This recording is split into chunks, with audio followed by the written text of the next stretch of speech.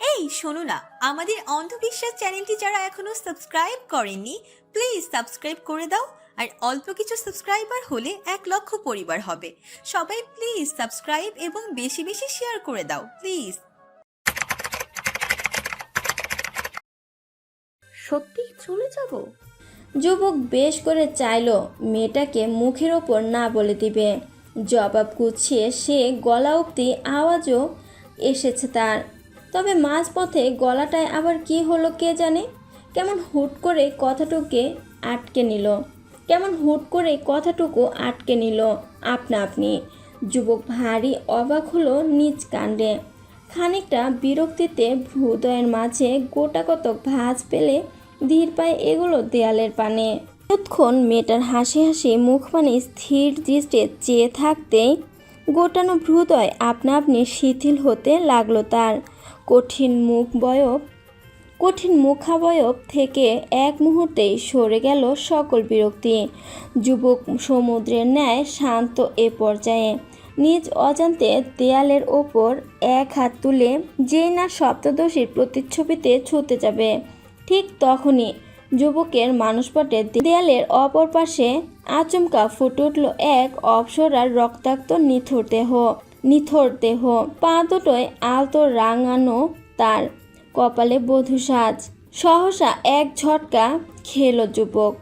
নিজ অজান্তে দেয়ালের ওপর এক হাত তুলে যেই না সপ্তদশীর প্রতিচ্ছবিতে ছুঁতে যাবে, ঠিক তখনই যুবকের মানসপটে দেয়ালের অপর পাশে আচমকা ফুটে উঠল এক অপ্সরার রক্তাক্ত নিথর দেহ। পা দুটো আলতা রাঙানো, তার যেই না সপ্তদশীর প্রতিচ্ছবিতে ছুঁতে যাবে, ঠিক তখনই যুবকের মানসপটে দেয়ালের ওপর পাশে আচমকা ফুটে উঠল এক অপ্সরার রক্তাক্ত নিথর দেহ। পা দুটোয় আলতা রাঙানো, তার কপালে বধূর সাজ।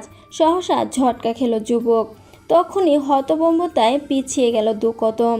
যুবকের অস্থিরতা বাড়ছে এবার। চোখ দুটো হয়েছে ঝাপসা। মাথায় বড্ড যন্ত্রণা হচ্ছে যুবকের। কান দুটো চট করে চেপে ধরেছে দু হাতে। যুবকের কানে পাচ্ছে চিৎকার, এক বাচ্চা ছেলের আত্মচিৎকার। কেউ একজন পেটাচ্ছে ছেলেটাকে।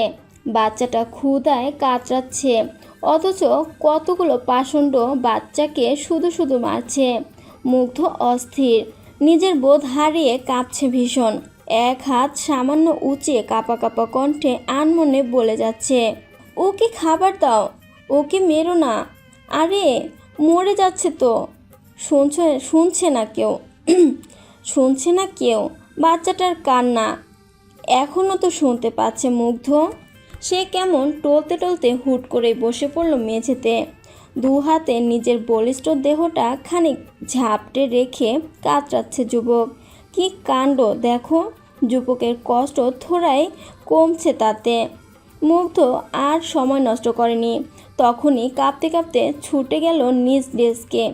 ঝাপসা চোখে উদ্ভ্রান্তের ন্যায় এদিক ওদিক খোঁজাখুঁজি চালিয়ে অবশেষে হাতে পায় একখানা সিরিজ সহ তরলের শিশি। মুগ্ধ তড়িঘড়ি করে সিরিজের ডগা উন্মুক্ত করল। অতঃপর কাপত্রীয় হাতে শিশি থেকে সিরিজের তরল পুড়িয়ে তৎক্ষণাৎ নিজ বাঁ হাতে সিরিজের সুচ ঢুকিয়ে ক্ষান্ত হন যুবক। মুহূর্তেই তার সর্বাঙ্গ জুড়ে চলতে লাগলো অনিয়ন্ত্রিত কম্পন। মস্তিষ্কটা এতক্ষণে শান্ত হচ্ছে তার। কানে বাজা কান্নাগুলো ধীরে ধীরে গায়েব হচ্ছে। যুবক স্থির এ পর্যায়ে। মাতালের ন্যায় ঢুলতে ঢুলতে আচমকা নিজের পাহাড় সম দেহটা নিয়ে ধপ করে পড়ে গেল ফ্লোরে। এবার আর নিচ থেকে উঠে যাবার প্রয়াস চালায়নি মুগ্ধ। উল্টো এক অদ্ভুত স্বস্তিতে নিজ চোখ দুটো বুঝতে বুঝতে আওড়ালো। আর অল্প কিছুদিন মা, এরপর তোমার সাথে বিসর্জন দিব ওকে। ওর বাপের সামনে ওকে জ্যান্ত পোড়াবো আমি। সবাইকে মেরে ফেলবো, ওই বান্দির মেয়েকে মেরে ফেল। বাকিটা আর বলা হলো না যুবকের। তার আগেই চোখ দুটো তার মুদে গেল আপনা আপনি। কাঁদতে ব্যস্ত সপ্তদর্শী। দু হাঁটুর ভাঁজে মুখ লুকিয়ে অঝরে কাঁদছে বোকা মেয়ে। পাশ থেকে কিউটি কেমন লম্ফঝম্প দিচ্ছে। বোধহয় প্রিয় সখার কান্নার কারণ খুঁজতে তৎপর বোবা প্রাণী। সপ্তদশী মুখ তুলছে না। কান্নার তোরে ক্ষণে ক্ষণে কাঁপছে তার ক্ষুদ্র দেহটা। মাহি যখন নিজ দুঃখ বিলাসে মত্ত, ঠিক তখনই দরজার কাছ থেকে ভেসে এলো এক সুমধুর পরিচিত কণ্ঠ। আসবো। তর্ণীর স্নিগ্ধ কণ্ঠস্বর কর্ণকুহরে প্রবেশ করলেও হেলদোল দেখা দেয়নি সপ্তদশীর মাঝে। সে আগের ন্যায় মুখ লুকিয়ে কাঁদছে বেশ। দরজার চৌকাঠে দাঁড়িয়ে থাকা মিলা অনুমতির অপেক্ষায় রইল না। নিজ উদ্যোগে গুনে গুনে পা ফেলে এগিয়ে গেল জানলার কাছে কাউচের দিকে। এক মুহূর্ত গম্ভীর মুখে সপ্তদশীকে আপাতমস্তক পরখ করে পরক্ষণেই ফের চাপা স্বরে ডাকল। কথা বলবে না মুনলাইট? কথায় বুঝি কাজ হলো। সপ্তদশী ধীরে ধীরে মাথা তুলে চাইল সম্মুখে, আর অমনি ভরকায় মিলা। সপ্তদশীর কোমল মুখখানা কাঁদতে কাঁদতে সে কি বেহাল দশা হয়েছে। চোখ দুটো ফুলে আকার ধরেছে দ্বিগুণ, মুখটা হয়েছে পাকা টমেটোর ন্যায় লাল। মিলা উদ্বিগ্ন হলো তক্ষণি। কোনরূপ বাছবিচার না করে সঙ্গে সঙ্গে বসে পড়ল কাউচে। মাহির পানে অস্থির দৃষ্টে তাকিয়ে থেকে বিচলিত কণ্ঠে আওড়ালো। কি হয়েছে তোমার মুনলাইট? এভাবে কাঁদছো কেন? নাক টানল মাহি। উপরের ঠোঁটখানা খানিক ফুলিয়ে মোটা মোটা কণ্ঠে জবাব দিল। ভালো লাগছে না, আর ইচ্ছে করছে মরে যেতে। দৃষ্টিতে এক পশলা আহত ভাবসাব নামল মিলার। মন ক্ষুণ্ণ হলো মেয়েটার অসহায়ত্ব দেখে। সে কেমন আলগোছে চোখ নুয়ে বিড়বিড় করলো। এজন্য তো চেয়েছিলাম তুমি যেন চলে যাও এখান থেকে। হতভম্ব মাহি, যার পরনাই অবাক হলো মিলার কথায়। বিস্ময়ে চোখ তুলল কপালে, কান্না ভুলে হতবাক কণ্ঠে শুধালো। তার মানে তুমি জানতে সব? রয়ে শুয়ে চোখ তুলে তাকায় মিলা। মুখখানায় এক অদ্ভুত রহস্য টেনে চাপা স্বরে বলে। তোমাকে আমার অনেক কিছু বলার আছে মুনলাইট, কিন্তু এখানে না। তুমি আমার ঘরে চলো। শুকনো ঢোক গিলে মাহি। মুখ অভিব্যক্তিতে অবিশ্বাসের ছাপ তার, তা বেশ বুঝল মিলা। পরক্ষণে মাহিকে অবাক করে দিয়ে আচমকা শান্ত কণ্ঠে বলল। তোমার পাসপোর্ট রেডি মুনলাইট। সব কিছু ঠিক থাকলে আর তুমি আরেকটু সাহস করলে অচিরেই এই জেলখানা থেকে পালাতে পারবে তুমি। বিশ্বাস করো, বেঁচে থাকার জন্য এটাই তোমার শেষ পথ। কিসের শেষ পথ? হকচকিয়ে ওঠে মিলা এবং মাহি। কথার মাঝে অমন হুটহাট ব্যাঘাত হিসেবে গম্ভীর কণ্ঠ কানে যেতেই দরজার পানে চমকে তাকায় দুজন। এডউইনের গম্ভীর মুখখানা। মিলা তৎক্ষণাৎ কাচুমাচু ভাব ধরল। মাথাটা আলগোছে নুয়ে নিয়ে কুলুপ টানলো মুখে। মাহি ঢোক গিলছে বারংবার। ঘাড় বাঁকিয়ে মিলার পানে দৃষ্টিপাত করে নিজেও মাথা নুয়ে নেয় পরক্ষণে। এদিকে এডউইন কেমন কপাল গুছালো। চোখে মুখে একরাশ সন্দিগ্ধ ভাব টেনে কাট কাট কণ্ঠে আওড়ালো। আজ রাত 10টার পর ভুলেও কেউ ঘর ছেড়ে বের হবেন না। আই সেড ভুলেও না। এহেন কথায় সন্দেহের ভাঁজ পড়ল সপ্তদশীর কপালে। মনের কোণে উত্থাপিত হলো একরাশ প্রশ্ন। সে কেমন হড়বড়িয়ে কিছু জিজ্ঞেস করতেই যাবে, অমনি তার হাত দুটো খপ করে চেপে ধরে মিলা। মাহি থমকায় এবারেও। ভ্রু কুঁচকে দৃষ্টি নিচু করে তাকালো নিজ হাতে। মিলা কেমন শক্ত করে চেপে রেখেছে তার হাত দুটো, যে নীরবে মেয়েটাকে বারণ করছে সে। মিলা কেমন শক্ত করে চেপে রেখেছে তার হাত দুটো, যেন নীরবে মেয়েটাকে বারণ করছে সে। মাহি চুপ রইল বিচক্ষণতা দেখিয়ে। পাশ থেকে মিলা তখন শান্ত কণ্ঠে এডউইনকে বলল। আপনি নিশ্চিন্তে থাকুন এডউইন, আজ রাতে কেউ বের হবে না ঘর থেকে। কেউ বলতে কেউ না। এডউইনের নিগুড় প্রতীকী ঠোঁট যুগলে আচমকা দেখা গেল এক রহস্যময় বাঁকা হাসি। দৃষ্টি চোখা করে মিলার পানে তাকায় সে। এক মুহূর্ত গম্ভীর থেকে পরক্ষণেই বলে ওঠে। দেখা যাবে। শীতাতাপ নিয়ন্ত্রিত কক্ষ। সম্পূর্ণ কক্ষ জুড়ে মোমবাতির হলদেটে আলোর ঝলকানি। সিলিংয়ের কেন্দ্রস্থলে ঝুলছে বড় একখানা কাচের ঝাড়বাতি। মোমবাতির হলদেটে আলোয় ঝাড়বাতিটা কেমন চিকচিক করছে দেখো। সম্পূর্ণ কক্ষ জুড়ে এক অদ্ভুত নিস্তব্ধতা ছড়িয়ে ছিটিয়ে আছে। রাত 12টা বেজে 15 মিনিট। একজোড়া টলমল কদম আচমকা শক্ত হাতে দুয়ার খুলে কক্ষে ঢুকলো। শরীর ঢুলছে বেশ। পা দুটোর মালিক কেমন ঢুলতে ঢুলতে এগোচ্ছে ভেতরে। হাতে তার একখানা বিদেশি হুইস্কির বোতল, বাঁ হাতে বারবার বোতল তুলে ঢোকে ঢোকে গিলছে হুইস্কি। যুবকের গায়ে জড়ানো একখানা সফেদ রঙা বাবুয়ানা কুর্তা, মিলিয়ে পড়েছে লাল খয়েরি রঙা ঢেউ খেলানো ধুতি, গলায় গোল করে পেঁচিয়ে রাখা একখানা কাতান শাড়ি, কলকাতার বিখ্যাত আদি ঢাকেশ্বরী বস্ত্রালয়ের কাতান শাড়ি। যুবক আজ বড্ড গোছালো, তবে চুলগুলো আজও এলোমেলো তার। যুবকের বাদামি চোখ দুটো এদিক ওদিক নিজেদের দৃষ্টি লুকোচ্ছে। সম্মুখের বিশাল দেয়ালে একখানা হাতে আঁকা পোর্ট্রেট পেন্টিং, গোল্ড ফ্রেমে বাঁধানো। ছবিতে নিখুঁত হাতে আঁকা এক নারীকে, তাকে যে শুধু নারী বললে ভুল হবে, এ যে এক অপ্সরা। ছবিতে বিশাল এক গতিতে বসে আছেন তিনি, চেহারায় সে কি দীপ্তি ছড়াচ্ছে তার। হাঁটু সমান মেঘরাশির ন্যায় চুলগুলো খুলে রাখা, গায়ে জড়ানো একখানা ইন্ডিয়ান কাতান শাড়ি।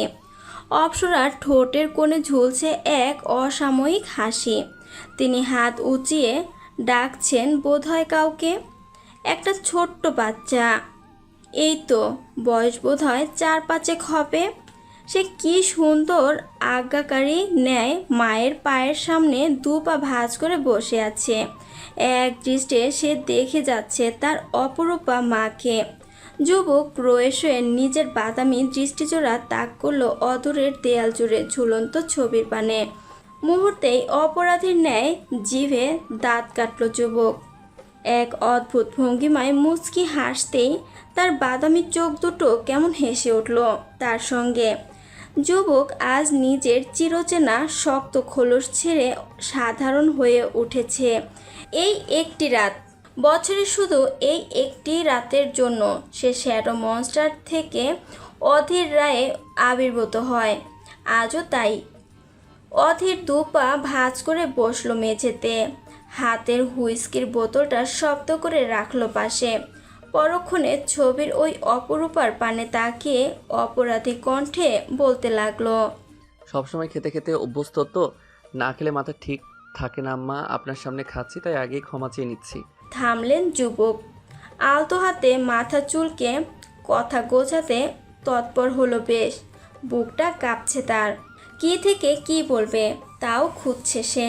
কিয়ৎক্ষণ নীরবতায় কাটলো যুবকের সময়। পরক্ষণে সে কেমন ঢোক গিলতে গিলতে তাকালো মায়ের ছবির পানে। এক মুহূর্ত স্থির দৃষ্টিতে তাকিয়ে থাকতেই ছলছল হয়ে গেল তার অক্ষিপুট। কাঁপা কাঁপা কণ্ঠে আওড়াতে লাগলো, নিষ্পাপ মায়ের শাস্তি যদি ছেলেকে দেওয়া হয়, তাহলে দোষী বাবার শাস্তি কেন তার মেয়েকে দেওয়া যাবে না আম্মা? আমার মনে হয় না আমি ভুল করছি। তাহলে ওকে মেরে ফেলতে পারছি না কেন? ওকে মারার জন্য বন্দুক তুললে বুক কাঁপে কেন আম্মা? নিঃশ্বাস নিতে কষ্ট হয় কেন আম্মা? একটু বলবেন আম্মা? দেয়ালে টানানো প্রাণহীন ছবিখানা প্রত্যুত্তরে নিশ্চুপ। যুবকের বাদামি চোখ দুটো কেমন টলমল দৃষ্টি চেয়ে আছে সেদিকে। বলিষ্ঠ দেহখানা টলছে তার। উস্কো খুস্কো চুলগুলো ঘামে ভিজে নিয়ে লিপটে আছে ললাটের অগ্রভাগে। যুবক পাত্তা দিল না তাতে। রসয়ে নিজ ডান পাটা আলগোছে ছুড়ে দিল সম্মুখে। বাম পায়ের হাঁটু চেয়ে ফ্লোরে ঠেকে রাখা হাত দুটোই ভর ছাড়ল শরীরের। তামাকে পুরা বাদামি অধৈর্যগুলির নিখুঁত রেখা টান টান তার। চোখে মুখের এক অদ্ভুত চাপা দুঃখ। সে নিজের দৃষ্টি নত রেখে কেমন মোটা কণ্ঠে আওড়ালো, ওর কি যেন একটা নাম আম্মা, আপনি তো জানেনই আমি কারো নাম মনে রাখতে পারি না। ওরটাও মনে থাকে না। প্রথমবার যেদিন ওই বান্দির মেয়েকে দেখেছিলাম সেদিন ওর চোখে চশমা ছিল। দেখে মনে হয়েছিল ওর সদ্য ঘুম থেকে উঠেছে। মাথার চুলগুলো ছিল বড্ড এলোমেলো। ওর ওই চোখ দুটো কেমন অদ্ভুতভাবে ভয় পেত আমায় আম্মা। তবে দিন যত পেরোলো ওর চোখ থেকে আমার জন্য ভয় সরে গেল। আমার এত এত অত্যাচার সহ্য করেও আমার বোকা চাশমির আমায় ভয় পায় না আম্মা। আশ্চর্য হই মাঝে মধ্যে, ও আমায় ভয় পায় না কেন আম্মা? যেখানে আমার দিকে চোখ তুলে তাকানোর সাহস হয় না কারো, সেখানে ও আমার মুখে মুখে তর্ক করে। আর আমি হয়তো বিহব্বলের মতো স্রেফ তাকিয়ে থাকি ওর দিকে। আমি জানি না আমার সাথে এমন কেন হচ্ছে। আমার তো ওকে মেরে ফেলার কথা, তবু ওকে বাঁচিয়ে রাখছে কেন সেটারও তো উত্তর পাচ্ছি না আম্মা। মাঝে মধ্যে ও আমার চোখের সামনে ভেসে উঠে জানেন, ঠিক যেমনটা আগে আপনি ভাসতেন।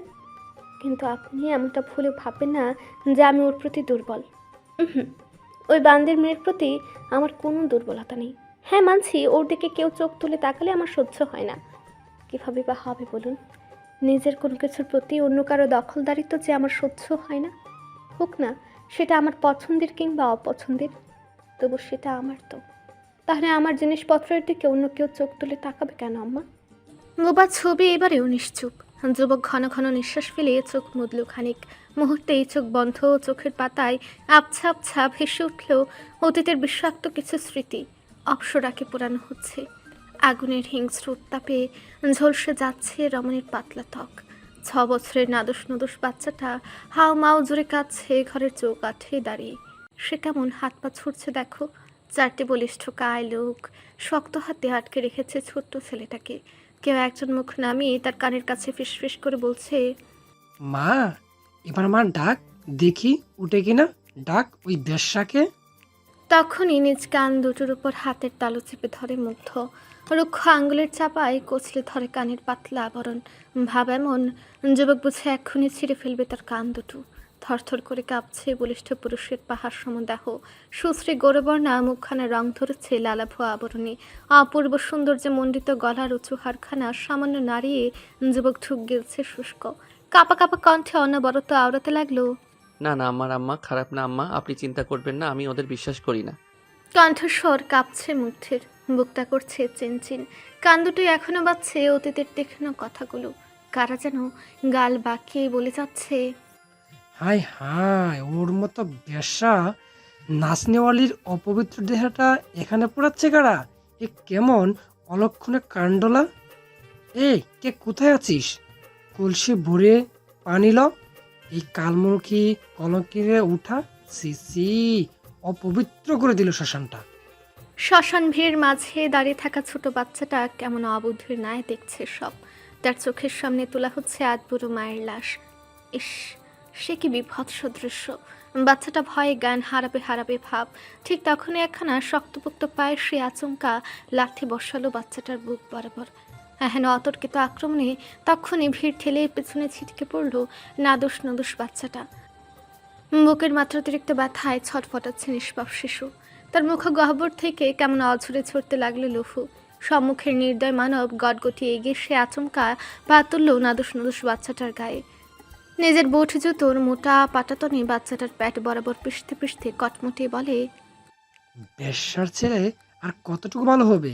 মা নিজেরটা বেঁচে খেয়েছে, ছেলেও বড় হয়ে তাই করবে। শত হলেও কলকাতার বিখ্যাত নাচনেওয়ালি ছেলে বলে কথা। বাচ্চাটা কাতরাচ্ছে ব্যথায়, চিৎকার জোরে ডাকছে। আম্মা, সম্মুখের নির্দয় মানব চোয়াল শক্ত করলেন। চোখে মুখে স্পষ্ট আগুন লেপটে বাচ্চাটার প্যাটের উপর থেকে পা সরিয়ে ফের আচমকা লাথি বসালেন সেথায়। মুহূর্তে এক বিকট চিৎকারে জ্ঞান হারায় 6 বছরের ছোট্ট শিশু। দেহের অনিয়ন্ত্রিত ব্যথায় তার চোখ দুটো যখন প্রায় নিভু নিভু, ঠিক তখনই সম্মুখের নির্দয় মানব দাঁত কটমট করতে করতে বলে, এই সাহেবের বাচ্চাটাকে গাড়িতে তোল। আর তোয়েব সাহেব। শিষ্টুকু আওড়াতেই ভিড় ঠেলে বেরিয়ে আসেন এক সুদর্শন যুবক। গায়ে তার বাংলাদেশি পুলিশি পোশাক, মাথায় ক্যাপ, বুকের কাছের পকেটটায় 4টে সম্মানিত লঘু, যার ঠিক নিচে গোটা গোটা অক্ষরে খোদাই করে লিখে রাখা জনাব তায়েফ এহসান। হাদস্যপান পুলিশ মহোদয় এগিয়ে সেই গাল ভর্তি হাসি টানলেন কেমন। একটিবার ফিরেও তাকালেন না ধুলো পড়া মেঝেতে রক্তাক্ত অবস্থায় পড়ে থাকা নিষ্পাপ বালকের পানে। সে উল্টো হাসি মুখে হাত বাড়ালেন অপর নির্দয় মানবের দিকে। নির্দয় পুলিশ কর্মকর্তা তখনই হাসি মুখে হাত বাড়িয়ে চেপে ধরলেন তায়েফ সাহেবের হাতখানা।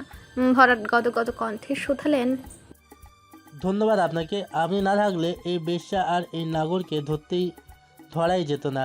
We are really thankful to you. নিভু নিভু বাচ্চা চোখ দুটো শেষবারের মতো দেখল ওই ঘৃণিত ব্যক্তির হাসি মুখখানা। অতঃপর জ্ঞান হারায় সে, তবু খাড়া কানে স্পষ্ট শুনল আশেপাশের মানুষের গুঞ্জন। চেহারা থাকলেই হয় লা। শুনলাম রোজ নাকি নতুন নতুন নাগরিকদের বিছানা গরম করতো। পোলাটার বাপেরও তো মনে হয় ঠিক ঠিকানা নেই, কার না কার পচা রক্ত। থু। আচমকা বিষাক্ত অতীতের ডোর ছিঁড়ে বর্তমানে আবির্ভূত হলো মুগ্ধ। কাঁপতে কাঁপতে তখনই দু হাতে চেপে ধরল নিজ মস্তক। কাঁপা কাঁপা কণ্ঠে অসহায়ের মতো আওড়ালো, আমার আম্মা নির্দোষ, আমার আম্মা খারাপ না। আম্মা আম্মা কান দুটোই এখনো বাজছে অতীতের বিষাক্ত বলি। যুবক আর পারছে না সহ্য করতে। কথাগুলো যেন আর শুনতে না পায়, সেই উদ্দেশ্যে নিজ শক্তপোক্ত হাতের একের পর এক চপটা ঘাত বসে যাচ্ছে নিজেরই কানে, গালে। সঙ্গে সঙ্গে লাল হয়ে গেল যুবকের ফর্সা মুখ এবং কান, অথচ তার কান দুটো এখনো বাজছে। মুগ্ধ, দিকবিদিক শূন্য এই পর্যায়ে উপায়ন্তর না পেয়ে তখনই এলোমেলো দৃষ্টি ছুড়ল এদিক ওদিক। হাতের কাছে পেল কেবল হুইস্কির মোটা কাচের বোতলখানা। যুবক আর এক মুহূর্ত ভাবল না। মুহূর্তের উন্মত্ততায় কাচের বোতলখানা তুলে নিয়ে নিজেরই কপালে সজোরে ঠুকে দিল। পর মুহূর্তেই চৌচির শব্দে মুগ্ধের মাথা বরাবর ফেটে গেল কাচের বোতলটা। থেতলে গেল কপালের পাতলা চামড়া। চূর্ণ বিচূর্ণ কাচের টুকরোগুলো কিছু কিছু আশেপাশে ছিটকে পড়লেও বেশিরভাগ গেঁথেছে যুবকের কপাল মাথায়। চামড়া ফেটে ফিনকি দিয়ে গড়াচ্ছে উষ্ণ তাজা লৌহ। এতক্ষণে বোধ হয় কানে বাজতে থাকা শব্দগুলো কিছুটা প্রশমিত হলো। যুবক ব্যাপক স্বস্তিতে গায়ে এলিয়ে বসলো আবারও। তার মুখখানা আর হয়েছে বেহাল দশা, সর্বমুখে লেপ্টে আছে লৌহ। সফেদ রঙা দাঁতগুলো ঝকঝকে ভাব সরে গিয়ে সেথে লালচে আভা ছেয়ে গিয়েছে। কপালের রমন থেতলে যাওয়াতেও খুব একটা পাত্তা দেয়নি মুগ্ধ। উল্টো গম্ভীর চোয়ালে মুখ তুলে তাকায় সম্মুখে। সহসা যুবকের লাল চোখ দুটো থামকায় আদরের দেয়ালের পানে। মায়ের করুণ মুখখানা আবারও দৃশ্যপটে ভেসে ওঠে যুবকের। পরক্ষণে অস্থির হয় তার চিত্ত। মায়ের পানে কিয়ৎক্ষণ এক দৃষ্টি তাকিয়ে থেকে দুহাতে হামাগুড়ি দিতে দিতে এগোয় মুগ্ধ। ছোট বাচ্চাদের মতো এগিয়ে এসে চট করেই দুহাঁটু সমান করে বসলো দেয়াল ছবিটার পদতলে। উন্মাদের ন্যায় নিজ গায়ে হাতড়ে হাতড়ে যুবক কেমন পাগলের ন্যায় শুঠিয়ে গেল। আম্মা, আমি ওদের সব কটাকে মেরে ফেলেছি আম্মা, যারা আপনাকে বাঁচতে দেয়নি। আমি সবাইকে মেরে ফেলেছি। এখন এখন শুধু বাকি আছে ওই জানোয়ারের বাচ্চা আর রেপিস্টটা। আম্মা, আপনি চিন্তা করবেন না। আপনার আগামী মৃত্যুবার্ষিকী আসার আগেই আপনার চরণে ওই জানোয়ারের বাচ্চার মাথা থাকবে, সঙ্গে থাকবে ওর সবচেয়ে বড় দুর্বলতার ছাই, ওর মেয়ের দেহের ছাই। আমি ওদের মারবই, কথা দিচ্ছি আম্মা। আপনার আগামী মৃত্যুবার্ষিকী আসার আগেই ওদের আমি মেরে ফেলবো। থামল যুবক। কয়েক দণ্ড নিস্তব্ধ নীরবতায় কাটল তার। বুকের বাপাসটা আবারও চিনচিন করছে এই মুহূর্তে। নিঃশ্বাস ফেলতে কষ্ট হচ্ছে খুব। যুবক রয়ে শুয়ে ঘাড় উঁচিয়ে তাকালো সম্মুখে। ঝাপসা চোখের কুটোর পেয়ে আচমকা টুপ করে গড়ে পড়ল এক ফোঁটা অশ্রু। এ যে এক অবিশ্বাস্য কাণ্ড। দ্য গ্রেট মনস্টার কাঁদল, মায়ের দিকে তাকিয়ে চোখের পানি ফেলল। তার ভিতরে অতি সন্তর্পণে লুকায়িত সত্তাটা বুঝে এক প্রকার টেনে হিচড়ে বেরিয়ে আসতে চাইছে আজ। তবে এই শক্তপোক্ত যুবক কি আর অত সহজেই নিজের হাল ছাড়ে? নিজেকে আজ বড্ড কায়দা করে আটকে রেখেছে সে। কিছুক্ষণ ঠোঁট ফুলিয়ে চুপ থেকে আচমকা মাথা তুলে বলে ওঠে, গান শুনবেন আম্মা? ওই যে আপনার পছন্দের গানটা, যেটা আপনি রোজ গাইতেন চুল আঁচড়ানোর সময়। আজ আমি গাই আম্মা, আপনি শুনবেন তো? এই মুহূর্তে শক্ত মানব ভাব ধরেছে পাগলের। নয়তো কেউ থুরায় একখান প্রাণহীন ছবির সাথে অত কথা বলে। যুবক উত্তরের অপেক্ষায় রইল না। নিজ উদ্যোগে হাঁটুতে সামান্য ভর দিয়ে উঠে দাঁড়ায় কোন রকম। টলমল কদমে এগিয়ে যায় আদুরের কালো রঙা পিয়ানোর ধারে। মাথার পর ঝলমলে ঝাড়বাতি, নিস্তব্ধতায় মোড়ানো তার চকচকে দেহ। যুবকের নিপুণ ট্যাটু শৈলীতে অঙ্কিত ডান হাতখানা একটু একটু ছুঁয়ে দিচ্ছে পিয়ানোর গা। কালো রঙা পিয়ানোটার গঠন বড় পুরনো ধাঁচের, অথচ অত পুরনো পিয়ানোটার গা কেমন চকচক করছে মোমবাতির মৃদু আলোয়।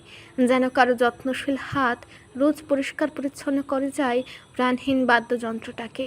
মুগ্ধ নরম দৃষ্টি তাকিয়ে রইল কিছুক্ষণ। রসে পা ঘোরালো সম্মুখে, গুটি গুটি কদমে এগিয়ে এসে বসলো কাঠের টুলের উপর। অতঃপর ট্যাটু শৈলীতে অঙ্কিত দুখানা শক্তপোক্ত হাত তাদের আঙ্গুলের পটুতে পিয়ানোর চাবিতে টুংটাং শব্দ তুলতে লাগলো। সে কি দক্ষ করুণ সুর!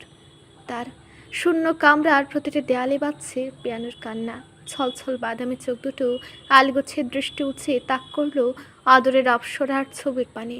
ঠোঁটের কোনো এক চিলতে মুচকি হাসির র্যাশ টেনে মুগ্ধ এবার সুর তুলল কণ্ঠায়। এক নিদারুণ নিষ্ঠুরতা ছাড়িয়ে বড় দক্ষ কণ্ঠে গাইতে লাগলো, মনে হয় তবু বারে বারে এই বুঝি এলে মোর দ্বারে। ভোর গড়িয়ে সকাল নেমেছে বড্ড আগে, অথচ বাইরের বিপুল তুষারপাত স্থগিত হবার নামগন্ধ নেই।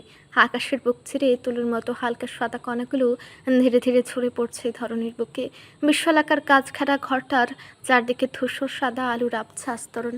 স্বচ্ছ ট্রান্সপারেন্ট দেয়ালের গায়ে জমে থাকা শিশির কণা এবং পাতলা বরফের রেখাগুলো কেমন বেয়াদবের ন্যায় অদূরের দৃশ্যকে ঝাপসা করে তুলেছে। দেখো, নিজেদের দাপুটে আবির্ভাবে সম্পূর্ণ গ্লাস হাউসটাকেই বাইরে থেকে বানিয়েছে এক স্বপ্নের রাজ্য। গ্লাস হাউসের বিশালাকার জিম রুম, নাম তার মনস্টার্স জিম রুম। কক্ষের চারপাশে সারি সারি আধুনিক জিম ইকুইপমেন্ট। একপাশে সগৌরবে দাঁড়িয়ে আছে ট্রেডমিল। ট্রেডমিলের মোটা মোটা কালো বেল্টগুলো সম্পূর্ণ স্থির। আদরের ম্যাটে অবহেলায় পড়ে আছে ধাতব ডাম্বেলগুলো, সময় গড়াচ্ছে আপন গতিতে। জিম রুমের একপাশের সিলিং থেকে ঝুলে থাকা কালো স্ট্র্যাপ দুটো দুহাতে পেঁচিয়ে শূন্য শরীর ভাসিয়ে ব্যায়ামে মগ্নমুগ্ধ। দুহাতের অসামান্য জোরে শরীর একবারে উপরে আরেকবার নিচে নামছে। বলিষ্ঠ শরীরের শিখে ব্যালেন্স তার। অত্যাধিক শারীরিক কষ্টতের ফলে ঘেমে নিয়ে একাকার দেহখানা। প্রতিটি মুভমেন্টে তীক্ষ্ণভাবে ফুটে উঠেছে বলিষ্ঠ বাহু দুটোর ফুলে ফেপে থাকা মাসেলগুলো। প্রশস্ত পিঠের পেশিগুলো টান খেতেই মধ্যাঞ্চলে বারবার দেখা দিচ্ছে প্রজাপতির ডানার ন্যায় বিস্তৃত রেখা। নাভির নিচে আলগাভাবে ঝুলে থাকা কালো রঙা ট্রাউজারের ফাঁকে কোমরের টান টান দুটো গরম যেন বেশ চোখে পড়ছে। যুবক নিজ কাজে মত্ত।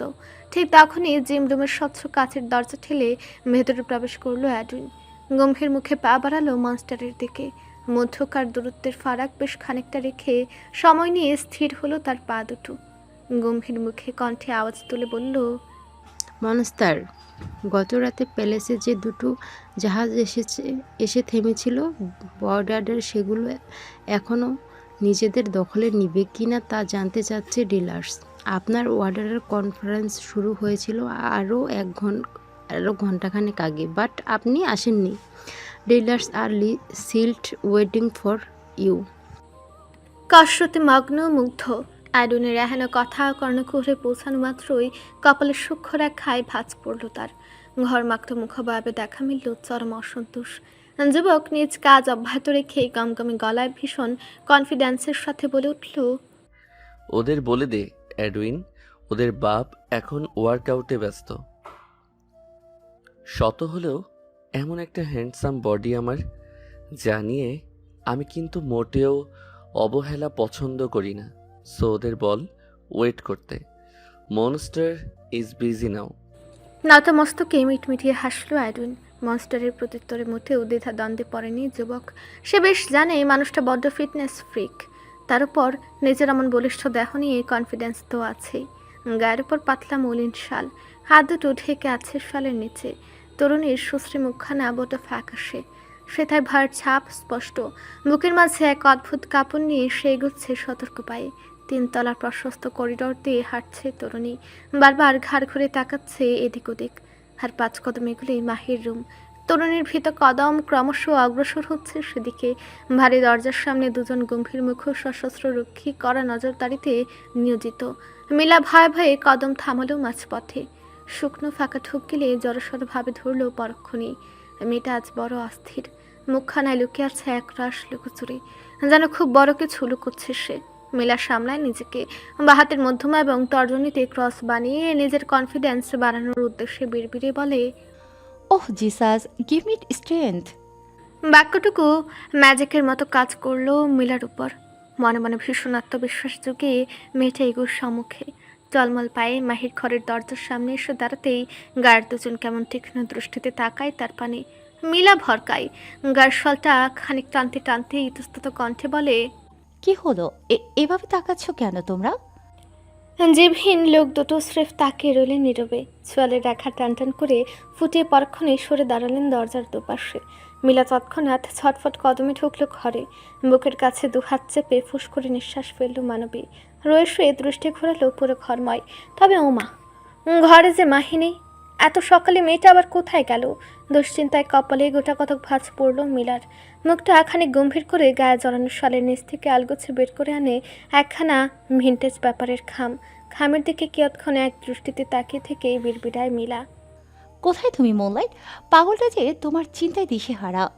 ঝাড়বাতির ঝলমলে আলোয় ভাসমান রাজকীয় ডাইনিং হলের শেষ প্রান্ত পেরিয়ে এক সরু দরজা।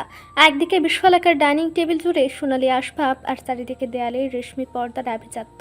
অন্যদিকে হলের শেষ প্রান্তে সে দরজার ওপারে রান্নাঘরের ব্যস্ত ধোঁয়ার ঝনঝন শব্দ। সপ্তদশের কোমল পদও রয়েছে এগোচ্ছে সম্মুখে। পেটে বড় ক্ষুধা পেয়েছে তার। ইদানিং আর কেউই আগ বাড়িয়ে তাকে খাবার দিয়ে আসে না। নিজে থেকে কাউকে বারবার বললে তবে না হয় কেউ একজন দয়া দেখে একটু আধটু খাবার দেয় তাকে। আজ সকাল থেকে ক্ষুধার তীব্রতা বেড়েছে মাহির। শুধু কি তার পোষ্য কিউটিরও যে একই হাল হয়েছে। বেচারা কি সুন্দর গড়ি গড়ি পায়ে কদম মিলিয়ে এগোচ্ছে মাহির সাথে। মাহি কাঁপা কাঁপা পায়ে এগিয়েছে বেশ। রান্নাঘরের দরজা দিয়ে ভেতরে খানিকটা উঁকে দিতেই হোঁচট খেল সপ্তদর্শী। হে বাবা, এটা রান্নাঘর না অন্য কিছু? এ যে গোটা একটা ব্যাডমিন্টন কোর্টের সমান। মাহি হতবাক দৃষ্টে তাকিয়ে আছে। রান্নাঘরে ব্যস্ত কর্মীদের তার দিকে অত লক্ষ্য নেই। তবে ডক্টর হায়ার দৃষ্টি আচমকা গিয়ে আটকালো মাহির দিকে। তখনই কপাল গোছালেন তিনি। হাতে সদ্য তৈরিকৃত মর্নিং ফ্রুট শ্যাক নিয়ে তিনি এগোলেন মাহির পানে। গম্ভীর মুখে আওড়ালেন, তুমি এখানে? অন্য ধ্যানে মগ্ন মাহি হকচকায় হুটহাট বাক্যে চমকে গিয়ে সম্মুখে দৃষ্টি ফেলতেই তার নজর কাড়ল পারস্য সুন্দরী। সে কি ধকধকে জাল্লা তার। মনে হচ্ছে স্বয়ং রূপের রানী তার সামনে দাঁড়িয়ে আছে। মাহি মুগ্ধ হলো তাকে দেখে। বিমুগ্ধ কণ্ঠে উল্টো জবাবে বলল, আপনি এত সুন্দর। ভ্রুগোটান হায়া। মেয়েটার কথা তৎক্ষণাৎ ধরতে না পারলেও বুঝলেন মুহূর্ত ব্যয়ে। আর অমনি সুন্দরী কেমন খিলখিল করে হেসে উঠল দেখো। হাসতে হাসতে দুধারে মাথা নাড়িয়ে আলগুছে মাহিকে পাশ কাটিয়ে চলে গেল বাইরে। মাহি এখনও তাকিয়ে আছে সুন্দরীর চলে যাওয়ার পথে। তবে অচিরেই তার ধ্যান ভাঙল প্যাটের গুড়গুড় শব্দে। মাহি ভরকায় ফের। কপাল কুচকে তক্ষণি কেউটিকে নিয়ে অগ্রসর হয় রান্নাঘরের। দুপাশে বড় বড় কাউন্টার টপ, রয়েছে প্রয়োজনীয় সকল জিনিসপত্র। মাহি ঠোঁট কামড়ে এদিক ওদিক খাবার খুঁজছে। তবে খাবার চোখে ধরা না দিলেও তার চোখে আটকেছে সম্মুখের কাউন্টার টপে থাকা ধারালো কেচির দিকে। মুহূর্তে মস্তিষ্ক তরাক করেই জ্বলে উঠল মাহির। মনে মনে এক দুঃসাহসিক কর্মকাণ্ড ভেবে নিয়ে এগোয় সেদিকে। হাত বাড়িয়ে কাউন্টার থেকে কেচিটা তুলে নিয়ে গম্ভীর মুখে নিজের চুলগুলো থেকে এক টানে ক্লিপটা খুলে নেয় সপ্তদর্শী। বহুদিন ধরে কেচি খুঁজছিল সে। ভাগ্যক্রমে আজ যেহেতু পেয়েছে তাহলে আর দেরি কিসের। মাহি ধীরে ধীরে কেচিটা এগোচ্ছে নিজ চুলের দিকে। কেচির ধারালো দুপাশ যখন প্রায় চুল ছুঁই ছুঁই, ঠিক তখনই রান্নাঘরের দরজার কাছ থেকে ধেয়ে এলো এক গড়গুট্টে কণ্ঠ। কি করছিস বান্দির মেয়ে? হাতে আবার কেচি তুললি কেন? এহেন কণ্ঠে তটস্থ সবাই। তখনই নিজেদের কর্মে বিরতি টেনে মাথা ঝুঁকালেন উপস্থিত সকলে। এদিকে মাহি ভরকায়নি মোটেও। নাক ফুলেছে অদম্যতায়। মুগ্ধ কেমন তীক্ষ্ণ দৃষ্টিতে তাকিয়ে আছে এখনো। রয়ে দাম্ভিক কদমে একটুখানি এগিয়ে সেই হুঙ্কার ছুড়ল সকলের উদ্দেশ্যে, আউট। ব্যাস এইটুকুতেই কাজ হলো। তড়িঘড়ি করে যে যার মতো ছুটে পালালো কিচেন থেকে। মুগ্ধ এবার এগিয়ে এসে দাঁড়ালো মাহির ঠিক পেছনে। অতপর মেয়েটার কোনো চেপে দক্ষ হাতের এক হ্যাচকা টানে সপ্তদশীকে এক ছটকায় ঘুরিয়ে নেয় নিজের দিকে। এহেন ঘটনার আকস্মিকতায় হকচকায় মাহি। হতবাকতায় আচমকায় হাত থেকে গড়িয়ে পড়ল কেচিখানা।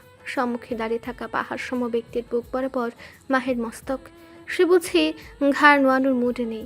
তাই তো সপ্তদর্শীকে অবাক করে দিয়ে হুট করে নিজ হাতের শক্ত বাঁধনে চেপে ধরল মাহির ম্যাধহীন পাতলা কোমর। অতপর চোখের পলকে মেয়েটাকে চট করে বসিয়ে দিল পাশের কাউন্টার টপের উপর। সম্পূর্ণ ঘটনায় হতবুদ্ধি ভাব বজায় রেখেছে মাহি। কে থেকে কি হচ্ছে তা ভাবতেই জোর পড়ছে তার মস্তিষ্কে। এদিকে মুগ্ধ এবার গম্ভীর হলো। চোয়াল শক্ত করে দুহাত গুজল পকেটে। ঘাটটা সামান্য নুয়ে দাঁত খেয়ে আওড়ালো, হাতে কেচি নিয়েছিলি কেন? মাহে চোখে মুখে স্পষ্ট রাগ। সপ্তদশী নাকের পাটা ফুলে তরাক করে জবাব দিল, চুল কাটবো তাই। ভ্রুগোটায় মুগ্ধ। মসৃণ ললাটে গোটা কতক ফাঁচ ফেলে গমগমে গলায় শ্লেষোত্তক ভঙ্গিতে বলল, যেই না ঘোড়ার লেজের চুল, এগুলো আবার কাটতে হবে কেন বান্দির মেয়ে? দাঁত খিরমির করে উঠল মাহি। এটুকু সিদ্ধান্ত নিতেই তার কতগুলো দিন লেগে গেল। অথচ লোকটাকে দেখো কিভাবে মুখের উপর অপমান করছে তাকে। মাহি দৃষ্টি নুয়ে রেখে শক্ত মুখে বলে উঠে, যেন আপনি কথায় কথায় আমার চুল ধরে টানতে না পারেন। ঠোঁট বাঁকায় মুগ্ধ। গালের ভাঁজে জিভ ঠেলে খানিকক্ষণ হাসলো নীরবে। মেয়েটাকে আরেকটু জ্বালাতে রসে কণ্ঠে একরাশ তাচ্ছিলের সুর ঢেলে শুধালো, ও আচ্ছা, এইবার আহারে বান্দির মেয়ে, আগে বলবি তো। যাকগে, শোন বান্দির মেয়ে, এক কাজ কর তবে। শুধু শুধু কষ্ট করে কেচি দিয়ে গোড়া থেকে চুল কাটতে হবে না। আমি তোকে ব্লেড দিচ্ছি, একেবারে ন্যাড়া হয়ে যা। অ্যান্ড ওয়ান মোর থিং, চুলের সঙ্গে সঙ্গে নিজের অতিরিক্ত নড়তে থাকা জিভটাকেও কাটিস কিন্তু। হতভম্ব মাহি, মায়া ভরা হরিণী চোখ দুটো তার বিস্ময় আর ভয়ের চাপে কোটর ছেড়ে বেরিয়ে আসার জোগাড় যেন। লোকটা আবারও তাকে সুযোগ বুঝে ঠেস মেরে যাচ্ছে। সপ্তদশীর ধবধবে মুখশ্রী লাল হয়ে গেল নিমিষেই। পাতলা টেকালো নাকের ডগাটা কেমন টুকটুকে লাল আভায় ছেয়ে গিয়েছে দেখো। নরম তুলতুলে চোয়ালখানা শক্ত করে ফুটিয়ে সপ্তদশী নিজ কণ্ঠে আওয়াজ তুলল, কাট কাট। আপনার এসব উদ্ভট উপদেশ আপনি আপনার নিজের পকেটেই রাখুন। মুখটা খুললেই যখন তখন ঠেস মেরে কথা না বললে আপনার চলে না, তাই না? যুবকের বাদামি রঙা চুলগুলোর আড়ালে ঢেকে থাকা প্রশস্ত কপালখানায় দেখা মিলল গোটা কতক ভাঁজের ছাপ। দৃষ্টি হয়েছে তীক্ষ্ণ, ছুরির ধারালো অংশের ন্যায় স্পষ্ট খাড়া নাকখানা তার ফুলে উঠেছে খানিক। চোয়ালে রাখা টানটান করে কর্কশ কণ্ঠে শোধালো, আমার মতো বিষ্টের সাথে মুখে মুখে তর্ক করতে তোর ভয় লাগে না বান্দির মেয়ে? শব্দদর্শী মৌন, নাকের পাটা ফুলিয়ে মুখ ঘুরিয়েছে অন্যত্র। দুহাত বুকের কাছে ভাঁজ করতেই কর্ণকুহরে ভেসে এলো মুগ্ধের কটমটে সন্দিগ্ধ কণ্ঠ। সহসা সপ্তদশীর মসৃণ ললাটে ভাঁজ পড়ল গোটা কয়েক। হৃদয়ের মধ্যাংশ সামান্য গুটিয়ে ঘাড় ঘোরালো সম্মুখে। রয়েছে মাথাটা খানিক উঁচিয়ে তাকালো যুবকের কঠিন মুখভাবে। অতঃপর সন্ধিহান গলায় জিজ্ঞেস করলো, মানে ঘাড়ে সমস্যা হতে যাবে কেন? এই পর্যায়ে দাঁতের চাপায় দাঁত পড়ল যুবকের। কদম দুখানা সামান্য এগিয়ে এনে শক্ত ছোয়ালে কটমট শব্দ তুলে খেকিয়ে শুধালো, তাহলে কথায় কথায় ঘাড়তেরামি করিস কেন বান্দির মেয়ে? নাকি আমার হাতের উত্তম মধ্যম না খেলে তোর পেটের ভাত হজম হয় না? কোনটা? সপ্তদশী চিবুক নামালো কণ্ঠায়। মারের কথা শুনতে তার আদরে মুখখানা নেমে এলো রাজ্যের আধার। চোখ দুটোর কারণে সলক্ষে চিকচিক করে উঠল বুঝি। আর উরমানব সরু চোখে দেখলো সব। ঘাড়টা সামান্য নুয়ে নিয়ে আলগুছেই দুহাত বাড়িয়ে রাখলো মাহির দুধারের কাউন্টার টপের উপর। ধীরে ধীরে মেয়েটার দিকে আলগুছে ঝুঁকে আসতেই চুপসে যায় সপ্তদশী। ভারত ঢুক গেলে কাঁপা কাঁপা হাতে খামচে ধরে নিজ বুক। কোমর এক জায়গায় স্থির থাকলেও দোদুল্যমান ক্ষুদ্র দেহটা পেছাতে লাগলো ভয়ে ভয়ে। যুবকের তীক্ষ্ণ দৃষ্টি নীরবে দেখলো সব। পুরো বাদামে অক্ষিপুটে আচানক দেখা গেল এক চিলতে ক্রুর হাসির রাস। পরক্ষণে সে কেমন গমগমে গলায় আওড়ালো, পা দুটো কি খুব বেশি লম্বা হয়ে গিয়েছে বান্দির মেয়ে? ভয়ে তটস্থর সপ্তদশী খিচে রেখেছে অক্ষিপুট। আর এর মধ্যে মুগ্ধের অমন মোটা কথা কর্ণকুহরে পৌঁছাতেই ধীরে ধীরে চোখের পর্দা সরালো মাহি। বিভ্রান্ত স্বরে জিজ্ঞেস করলো, মানে? যুবকের দৃষ্টিতে যেন আগুন ছুটছে। সে আগুনের উত্তাপে চোখে চোখ রাখা দায় সপ্তদশীর। তড়িঘড়ি করে দৃষ্টি ঝোঁকায় কোনো মতে। তবে শেষ রক্ষাটুকু কি আর হলো তার? বোকা মেয়ে নজর ঝোঁকাতে যুবকের শক্তপোক্ত হাতের থাবা আচমকে এসে চেপে ধরলো তার কণ্ঠা। মাহি ভরকাই। হুটহাট আক্রমণের তাল সামলাতে না পেরে ভুলবশত হাতের ধারালো নখে ঢাচর বর্ষায় যুবকের উন্মুক্ত লম্ফিন পেটানো বক্ষে। সেদিকে অবশ্য বিন্দুমাত্র উদ্বেগ নেই মুগ্ধের। সে কেমন কটমুটিয়ে তাকিয়ে আছে মাহির পানে। চোয়াল শক্ত তার, নাকে মুখে লেপটেছে লালাভু আবরণ। সে তৎক্ষণাৎ হাতের জোর বাড়িয়ে হিসিসি আওড়ায়, এটা তোর বাপের বাড়ি নয় যে তুই যখন তখন এদিক ওদিক ঘোরাঘুরি করবি বান্দির মেয়ে। তোকে কতবার বলেছি ঘর থেকে না বের হতে? সবসময় আমার কথার উল্টোটাই কেন তোর করতে হয় বান্দির মেয়ে? কণ্ঠনালী ভেঙে পড়বার জোগাড় মাহির। চোখ দুটো নীরবে ঝরাচ্ছে অশ্রু। তবু তেজ কমেনি সপ্তদশীর। নাকের পাটা ফুলিয়ে জোরালো এক নিঃশ্বাস টেনে ঝাঁঝালো কণ্ঠে থেমে থেমে আওড়ালো, কারণ আমি আপনাকে মানতে বাধ্য নই।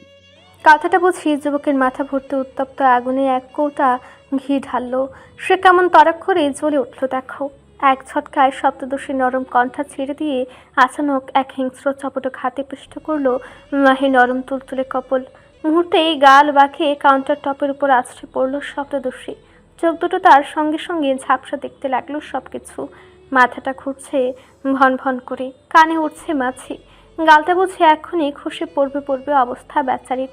সে কেমন আলতো করে হাত উঠিয়ে আনলো গালের উপর। জ্বলতে থাকা অবশ গালটা হাতের একটুখানি শীতল স্পর্শ পেতে আরাম পেল বেশ। তবে এই আরামের স্থায়িত্ব খুব বেশি সময় ধরে হলো না। তার আগেই 5টি শক্তপোক্ত রুক্ষ আঙ্গুল আচানক মুঠোয় চেপে ধরল মাহির নরম ঘাড়। সপ্তদর্শী কোঁকে উঠে ব্যথায়, ঠোঁট কামড়ে নিজেকে সামলানোর ব্যর্থ প্রয়াসে মত্ত থাকা অবস্থাতেই সপ্তদর্শীর মাথাটা আলগোছে নিজের দিকে ঘুরে নেয় রূঢ় মানব। চোখে মুখে স্পষ্ট আগুন লেপ্টে হুঙ্কার ছুড়ে বলে ওঠে, ইউ বিচ, আমাকে মানবি না তো কাকে মানবি তুই? তোর ওই 2 দিনের নাগরকে মানবি জানোয়ারের বাচ্চা? হাতের কাছে একবার পাই শুধু তোর 2 দিনের নাগরকে, দেন তোর চোখের সামনে ওই বাস্টার্ডকে টুকরো টুকরো করে ছাড়বো। Mind it. ঘাড়ের রগ ছেড়ে যাবার জোগাড় বেচারির। হাত দিয়ে অনবরত ঠেলে দিচ্ছে যুবকের শক্তপোক্ত হাত। তবু লাভের লাভ তো হচ্ছেই না, উল্টো ব্যথা বাড়ছে ঘাড়ের। মাহি বার বড্ড অসহায়, উপে উঠল ঘাড়ের ব্যথায়। নাক টেনে টেনে শোধালো, ব্যথা পাচ্ছি আমি। যুবকের দৃষ্টি নিষ্প্রাণ। কপালের চামড়ায় দগদগে ক্ষত এখনো স্পষ্ট। ঘাড় সমান উল্ফকাট চুলগুলো আজ কপালের সামনে ছড়িয়ে আছে বড্ড এলোমেলো ভাবে। এমন একটা দগদগে ক্ষততে ওষুধ কিংবা ব্যান্ডেজের ছিটে ফুটাও নেই। যুবক নিজ ক্ষতের প্রতি বড্ড উদাসীন। চুলের আড়ালে কোনো রকম ঠেকে গিয়েছে ক্ষতের দাগ। মাত্রাতিরিক্ত রাগে হিতাহিত জ্ঞান শূন্য মানব। ঘাড়ের রগ ফুটেছে বেশ। মুখভাবে কঠিনতা লিপটে এসে আচমকা মাহির কথার প্রত্যুত্তরে এক অদ্ভুত কণ্ঠে শুধালো, আমার চাইতেও বেশি পাচ্ছিস মান্দির মেয়ে? থমকায় মাহি। যুবকের অদ্ভুত কণ্ঠে কেঁপে উঠল তার বুক। চোখ দুটোতে নেমে এলো এক অদ্ভুত স্থিতিশীলতা। ঘাড়ের ব্যথা ভুলিয়ে সপ্তদোষের সন্ধানী চোখ খুঁজল যুবকের রূঢ় দৃষ্টির আড়ালে লুকিয়ে থাকা ভাষা। ছোট্ট মস্তিষ্ক তার মত্ত হয়েছে যুবকের হুটহাট কথার মানে খুঁজতে। কি উদ্দেশ্যে কথাটা বলল সে? তার চাইতে বেশি মানে? মাহি দ্বিধা বুদ্ধি ভুগছে। বোকার ন্যায় হয়তো বিহ্বল দৃষ্টি যুবকের পানে তাকিয়ে থাকতেই হঠাৎ করে তার সন্ধানী চোখ জোড়া গিয়ে আটকালো যুবকের কপাল বরাবর লুকিয়ে থাকা দগদগে ক্ষতটাই। নরম দিলের শব্দদর্শী পীড়িত হওয়া সত্ত্বেও যুবকের তাজা ক্ষত দেখে চমকে উঠল বেশ। অজান্তে ডান হাত উঠিয়ে যুবকের কপাল স্পর্শ করার দুঃসাহস দেখানো মাত্রই তার হাতের নরম কবজি সন্ধিতে চট করে আটকে নেয় মুগ্ধ। শক্ত চোয়ালে কটমট শব্দ তুলে গর্জে বলল, don't you dare to touch me বান্দির মেয়ে। হতবুদ্ধিকর ভাব নিয়ে তাকিয়ে আছে মাহি। যুবকের দগদগে ক্ষতের পানি ঠায় দৃষ্টি বজায় রেখে শুধালো, আপনার কপালটা এত খারাপভাবে কাটলো কিভাবে? মাথার তালু জ্বলছে রূঢ় মানবের। এক ঝটকায় মাহির ঘাড় কবজি সন্ধি ছেড়ে দিয়ে সরে দাঁড়াই এক কদম। কটমট করতে করতে হাত ঠেকালো নিজ কোমরে। অতপর তাচ্ছিল্য ভরা কণ্ঠে শুধালো, সেই কৈফিয়তে কি তোকে দিতে হবে বান্দির মেয়ে? উজ্জ্বল মুখখানা নিমিষে চুপসে গেল সপ্তদর্শীর। সেথায় ভর করলো একরাশ বিরক্তি। লোকটা যে এমন ঘাড়তারা তা তো আগে থেকে জানা তার। তারপরও যে কেন সে এসব জিজ্ঞেস করতে গেল? মাহে শক্ত করলো মুখবয়ব। থাপ্পড় খাওয়া গালে হাত বলিয়ে তরা কণ্ঠে আওড়ালো, ঘাট হয়েছে আমার। ঘটে বুদ্ধি থাকতে আর কোনোদিন আপনাকে কিছু জিজ্ঞেস করব না। তখনই ঘাট কাত করে তাকায় মুগ্ধ। দৃষ্টি সরু করে সন্ধ্যান গলায় সঙ্গে সঙ্গে বলল, এত মার খেয়েও গলায় দেখি তেজ কমেনি বান্দির মেয়ের। সরু নাকের পাটাটা মুহূর্তে ফুলল মাহির। কাউন্টার টপ থেকে নেমে যেতে তৎপর কাট কাট কণ্ঠে শুধালো, কমবেও না অত সহজে। যে ঘষে কথাটা বের হয়েছে সেকেন্ড 10 খাবে বোধ হয়। আর অমনি নির্দয় মানব তৎক্ষণাৎ এগিয়ে সে পথ আটকালো মাহির। হেন অতর্কিত কাণ্ডে বিরক্ত মাহি। তার দুপাই হাঁটু ঠেকেছে যুবকের নাভিক মল বরাবর। সপ্তদর্শী দাঁত কিরমির করতে করতে হাঁটু দুখানা সরাতে উদ্যত হতেই বাদ সাধল যুবক। এক হাতে শক্ত করে চেপে ধরল সপ্তদর্শীর হাঁটু। মাহি বিরক্ত হলো। তিতি বিরক্ততায় মাথা উঁচিয়ে তাকালো পাহাড় সম মানুষটার দিকে। তিতু কণ্ঠে খ্যাক খ্যাক করে আওড়ালো, কি সমস্যা আপনার? আমার হাঁটু ধরলেন কেন? নিখাত সৌন্দর্যের অধিকারী যুবকের বাদামি ঠোঁট দুটো আলগোছে দাঁতের তলায় পিষে গেল কেমন। পিয়ার্সিং করা ঠোঁটের বাঁদিকের অংশখানা এখনো আটকে আছে লম্বা ক্যানাইন দাঁতের নিচে। সে যেন এক রক্তচোষা। কি লম্বা তার দাঁত কপাটের উপরিভাগের ক্যানাইন দাঁত দুটো। যুবক কিয়ৎক্ষণ রহস্যময় দৃষ্টিতে তাকিয়ে রইল সপ্তদর্শীর পানে। অতপর শান্ত অথচ রূঢ় কণ্ঠে হিসিয়ে বলল, তোর তেজ কমাতে? কেঁপে ওঠে মাহি। বুকের খাঁচায় লুকায়িত অঙ্গটা আচমকায় মুচড়ে উঠল অজানা ভয়ে। যুবক বেশ দেখলেও মেয়েটার ভার্ত মুখখানা, তা পরক করতে সে কি পৈশাচিক আনন্দ তার। যুবক আলগোছে ঝুঁকে এলো মাহির পানে। সপ্তর্ষি তৎক্ষণাৎ দুহাত ঠেলতে লাগলো বলিষ্ঠ মানবকে। তবে বালাই সাত, এমন একটা পাহাড়সম মানব কি আর তার মতো মাছি দূরে ঠেলতে পারে? সপ্তদর্শী নিজের সর্বোচ্চ শক্তি প্রয়োগ করেও এক চুল নাড়াতে পারেনি মুগ্ধকে। শেষমেশ আর সইতে না পেরে মাহি কেমন চেঁচিয়ে বলে ওঠে, খবরদার আমার কাছে আসবেন না, না হলে।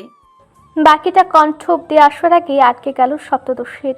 জিভে ডগা হয়ে গেল বাকশূন্য। তার ছলছল চোখ জোড়ার ভীতু চাহনি এক দৃষ্টি তাকিয়ে আছে যুবকের মুখপানে। সপ্তদর্শীর ক্ষুদ্র কায় দেহটা কাঁপছে ভীষণ। শত হলেও বুক বরাবর ঠেকেছে রিভলভারের ঠান্ডা নল। ভয় না পেয়ে থুড়ায় উপায় আছে তার। মাহি ঢুক গিলছে ক্ষণে ক্ষণে। যুবকের ক্রূর হাসি মাতিয়ে রেখেছে তারই অধর রেখা। চোখে মুখে খেলছে একরাশ রহস্যময় ভাবস্রোত। যুবক ঘাড় নুয়ে আনে সামান্য। মাহির বুক বরাবর বন্দুকের শীতল নলটা আর একটু ঠেলে দিয়ে হিসে বলল, স্প্রেড ইউর লিপস। আকাশ ভেঙে ধরণীতে টপকালো সপ্তদর্শীর। চোখ দুটো বিস্ময় কটর ছাড়িয়ে বেরিয়ে আসবে ভাব। মুখবাবের অভিব্যক্তিতে শনাক্ত হচ্ছে একরাশ হতবাকতা। সপ্তদর্শী ভুলে বসল যুবকের কথা। এদিকে মুগ্ধ নামক ব্যাপরোয়া পুরুষ কথা পুনরাবৃত্তিতে অভ্যস্ত নয়। হে যে তার শানের খেলাফ। যুবক চোয়াল ফুটালো ফের। তখনই মাহের বুক থেকে বন্দুকের নল উঠিয়ে নিয়ে আচমকাই ঠেকালো সপ্তদর্শীর ললাট বরাবর। ফের হুঙ্কার ছুড়ে আওড়ালো, you fucking bitch, just open your legs. তৎক্ষণাৎ হাঁটুদয়ের মাঝে দূরত্ব টানল সপ্তদর্শী। বুক ভাঙা আর্তনাতে ভারী তার বুক। চোখ দুটো আর মানছে না বাঁধ। নীরবে ছড়াচ্ছে অশ্রু। যুবক আলগুচ্ছে পা বাড়ায় সম্মুখে। ধীরে ধীরে সপ্তদর্শীর কপাল থেকে রিভলভারের নল নামিয়ে তা রাখলো কাউন্টারের উপর। অতঃপর নিজ রুক্ষ আঙ্গুলের শক্ত থাবায় আচানক আঁকড়ে ধরল মাহের নরম চোয়াল। সপ্তদর্শী চোখ খিচে কুঁকে উঠল এবার। চোয়াল কটমট করছে তার। এই বুঝি চোয়ালটা ভেঙে গড়িয়ে পড়বে মাটিতে। অথচ মুগ্ধ নামক গম্ভীর মানব শ্লেষাত্মক ভঙ্গিতে তাকিয়ে আছে মাহির তীর তীর করে কাঁপতে থাকা অধর যুগলের পানে। যুবকের নয়ন আটকাচ্ছে না আজ। নয়ন মেতেছে তেজওয়ান ভাব। সে কেমন ভ্রু উঁচিয়ে শ্লেষাত্মক ইঙ্গিত জুড়ে আওড়ালো, can I taste your lips for once, বান্দির মেয়ে? নাক কোচকায় মাহি। তড়িৎ বিস্ফোরিত দৃষ্টিতে তাকায় সম্মুখে। বেহায়া যুবক কেমন শ্লেষাত্মক ভঙ্গিতে হাসছে দেখো। সপ্তদর্শী তক্ষুনি চোখে মুখে একরাশ ঘৃণা লেপ্টে আগুন কণ্ঠে আওড়ালো, এইসব বেহায়াপনা করতে আপনার লজ্জা করছে না, নোংরা লোক? ঠোঁট বাঁকায় রুরু মানব। শুষ্ক অধৈর্যরা জিভের ডগা দিয়ে আলতো করে ভিজে নিয়ে ধীরে ধীরে মুখ এগোয় মাহির দিকে। তার ছেলের ভান ধরে হিসে বলে, না, করে না। চোয়ালের ব্যথায় মুষড়ে যাচ্ছে সপ্তদর্শী। মুখটা অন্যত্র ঘোরানোর জো নেই তেমন। বেহায়া লোকের হাত থেকে নিজেকে বাঁচানোর শেষ প্রয়াসে কোনো রকম চোখ খিচে বলে ওঠে, আমার এই ছোট্ট জীবনে আমি যদি কাউকে সবচেয়ে বেশি ঘৃণা করে থাকি তাহলে সেটা নিঃসন্দেহে আপনি, মিস্টার বেস্ট। চোয়ালের বেশি টানটান হলো মুগ্ধের। ঠোঁটে খেললো তার ছেলের হাসি। সপ্তদর্শীর নরম সরম ঠোঁটযুগল ছুঁই ছুঁই তার রুক্ষ অধৈর্যগল। সে কেমন নাটকীয় ভান ধরে তখনই মাহির বা হাতখানা চেপে ধরে জোর করে নামিয়ে আনলো নিজ ট্রাউজারের সম্মুখ ভাগে। বিপদসীমা প্রায় ছুঁই ছুঁই অবস্থা মাহির হাত। সপ্তদর্শী নাক মুখ কুচকে হাত গুটিয়ে নেবার প্রায় সীমত্ত। অথচ বেয়াদব ছেলেটাকে দেখো। মেয়েটাকে ইচ্ছে করে জ্বালাতন করতে শ্লেষাত্মক কণ্ঠে বলে ওঠে, গুনে দেখো তো বান্দির মেয়ে, তাতে আমার কয়টা বাল ছেঁড়া গেল? লজ্জায় কান গরম হয়ে গেল সপ্তদর্শীর। কানের ছিদ্র দিয়ে নির্ঘাত বের হচ্ছে ধোঁয়া। নিজ অসহায়ত্বে ভেঙে পড়েছে বোকা মেয়ে। সহসায় কেঁদে ওঠে ফুপে ফুপে। নির্দয় মানব বাঁকা হাসলো এই পর্যায়ে। ধীরে ধীরে নিজের রুক্ষ অধৈর্য গলাল গুছিয়ে রাখলো সপ্তদর্শীর তুলতুলে অধরের উপর। মাহির ফুপানো বাড়ল বোধ হয়। ছটফটাতে লাগলো সদ্য জবাই হওয়া পশুর ন্যায়। রুড়ো মানব আগের ন্যায় ঠায় অবস্থানে থেকে হিস হিসে শুধালো, মেয়েদের তেজ কাছের চাইতেও বেশি ভঙ্গুর হয় বান্দির মেয়ে। সামান্য একটা আঘাত আর অমনি তোদের তেজ অহংকার সবটা চূর্ণ বিচূর্ণ। ভুলেও আমায় রাগাস না মেয়ে। একবার যদি আমি নিজের পশুত্বে নামি তাহলে সবার আগে তোকে ছিঁড়ে খুঁড়ে খেয়ে ফেলবো। নেহা তোর বয়স কম। আমার মতো বৃষ্টিকে সামলাতে গেলে মরণ নিশ্চিত তোর। So don't you dare to cross your limits. সময়ের আগে অকাজ করতে যাচ্ছি না। সবগুলো কথা সপ্তদশীর ঠোঁটে আলতো করে ঠোঁট ছুঁয়ে বলে গিয়েছে রুরো মানব। সপ্তদশী নীরবে শুনল সব, চোখ দুটো তার বুজে রাখা। মুগ্ধ আলগোছে ঠোঁট সরালো কথা শেষে, ঝটকা মেরে সপ্তদশীর চোয়াল ছেড়ে দিয়ে পিছিয়ে দাঁড়ালো 2 কদম। উন্মুক্ত পাঠানো দেহখানা টান টান করে 2 হাত গুজলো পকেটে, পরক্ষণেই কঠিন মুখে ধমকে বলল, now go back to your room. এক বাক্যে কাজ হলো এবার। সপ্তদশী ভীষণ বাধ্য ভাব নিয়ে তড়িঘড়ি করেই নেমে এলো কাউন্টার টপ থেকে। অতঃপর কিচেন ফ্লোরের এক কোণে গা গুটে বসে থাকা ভারটুকে উটুকে কুলে তুলে দিল এক ভো দৌড়। তবে যাওয়ার সময় আবার কি মনে করে হুট করে পা থামালো সপ্তদশী।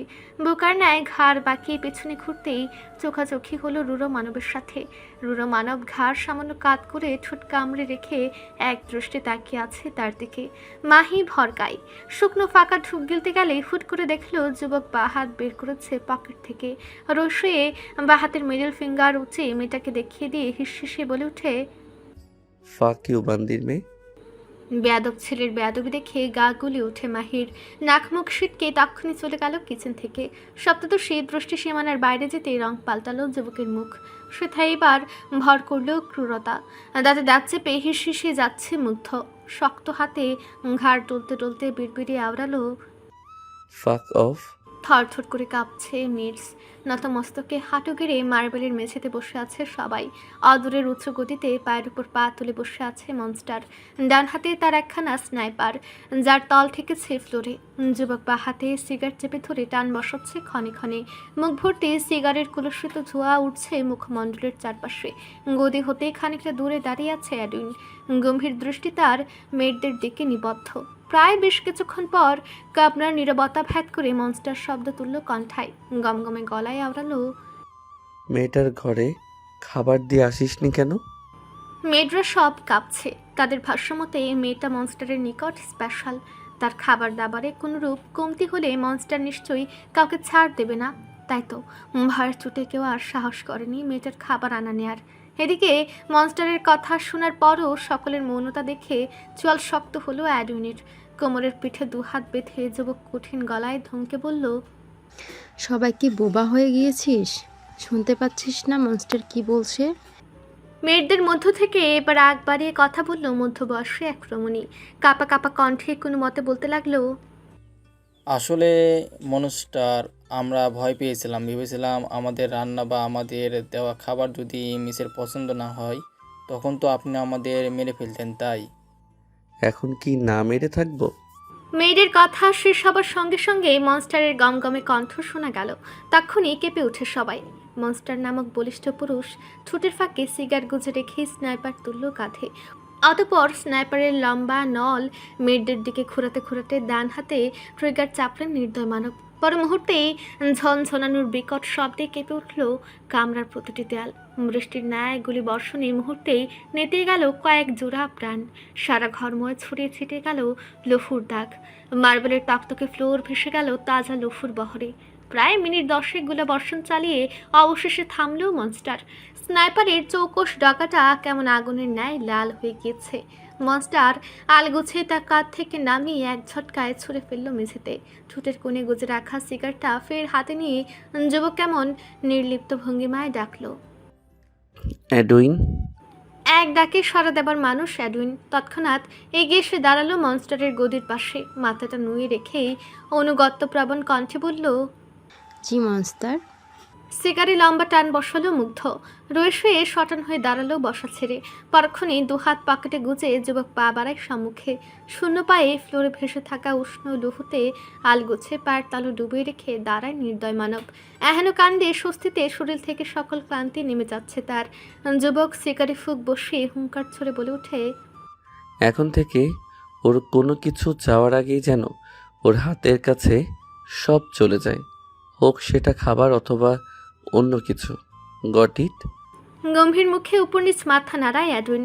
পরক্ষণে ঠোঁটের কোণে এক চিলতে রহস্যময় হাসির র্যাশ টেনে মনে মনে আওড়ায়, তা তো দিবই মনস্টার। রাত প্রায় 10টা। পেট পুরে খেয়ে দিয়ে আজ আর নড়তে পারছে না সপ্তদশী। একসঙ্গে পছন্দের হরেক রকম খাবার পেয়ে হাবাতের ন্যায় ঘাপ গপিয়ে গেলেছে 2 প্লেট ভাত। শুধু কি সে, তার কিউটিও যে খেয়েছে অনেক কিছু। পেট ফুডের সাথে খেয়েছে ইনস্ট্যান্ট ফুড।